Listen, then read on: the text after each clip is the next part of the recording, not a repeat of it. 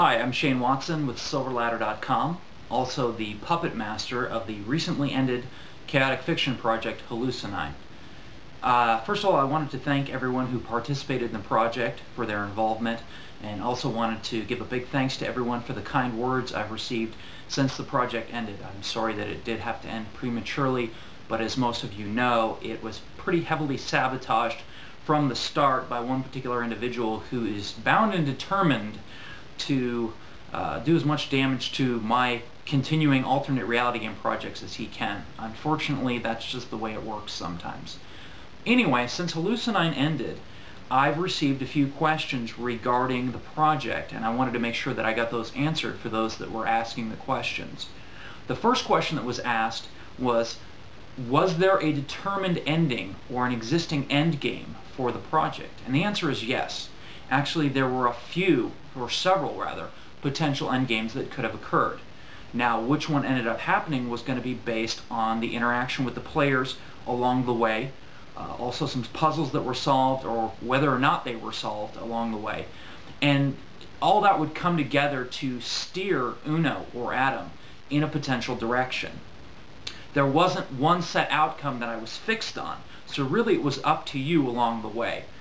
Two of the major outcomes that were possible, the two ones that I was hoping would end up being the case, or one of the two, I should say, were that Uno finally was able to come to peace with his past and able to silence a lot of the voices and the noises and the information that he was being bombarded with mentally, or wherever this was coming from. And we weren't necessarily going to find out, are these just voices he's hearing? Was he really time traveling? Was he being contacted by spiritual entities? I don't necessarily know that we were going to figure that part out. But one potential outcome, and the one that I was hoping for, and I think everyone was hoping for, was that he would finally find some sense of peace. And the flip side to that was that Uno could possibly be continually driven mad by this overload, sensory overload. And if the actions of the players didn't help with that and actually kind of made his madness or potential madness worse, he could have potentially killed himself.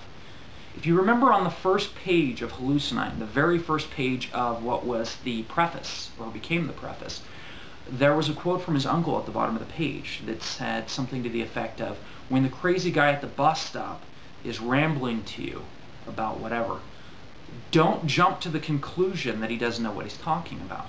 If you notice, the words "don't jump" were capitalized and were set off by themselves. We could have come to a point at the end of the game where Uno was on the Golden Gate Bridge because he had returned to California to look for Cassandra, or to try to mend fences with her, or for potential other reasons.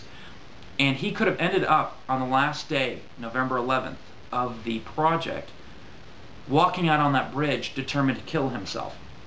The actions of the players up to that point and on that day would determine whether or not he would actually jump. And one potential outcome that could have come out of that was not only would he not jump, but he would meet a young man on the bridge by the name of Cain. And here's Uno. He's come to his wit's end. You know, he can't handle it anymore, and he's determined that he's just, maybe he is crazy, maybe everybody was right, and he's just done trying to solve all this madness. And he's alone in this world, nobody will ever understand him, and he's about to jump. He's going to end it. And there's this other jumper sitting on the end of the bridge, and he strikes up a conversation with him, and this young man is named Cain. Oddly enough, if you know your biblical references, Adam and then Cain, you'll understand that relationship there. And it turns out that Adam starts talking with Cain, and this young man, high school age, maybe early college age, has the same affliction that Uno does, bombarded with these messages and these visions of the past and the future, and he can't make heads or tails of them. And he's going to kill himself. And when Uno hears his story, Uno tells him, "You're exactly like me. Don't jump."